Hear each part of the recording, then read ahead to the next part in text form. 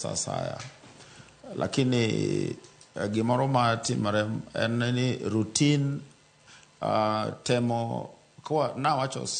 choncha ni quality and standard assurance officers ema kamoro nok nikech wang'e ni ting' mar sirikal personnel ok nitie moromo mo akwayo ni sirikal kanyalo increase personnel magibed gi quality and standard assurance officers moromo koro ai to kodi migao mar borafia bende kobedo gi personnel moromo makoro routine inspection itimo sakasa to gibiro to ging'iyo sikunde to waginene wa maintain nikech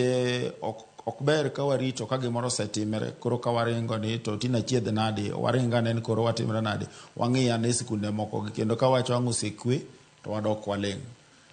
mano ego momiyo na wacho mbele kacha ni emomiyo wan jokanyo mag Kenya Private School Association watemo ga bedo gi buche malure pile tam katam kod annual general meeting mondo wamed tiego directors gi gigo monego bed ni ging'iyo mondo wahakikisha ni nyithindwa waketo gi kuonde maber ok warit nyaka tulo muoch koro timo inspection pile sakasa kata kamoro tam katam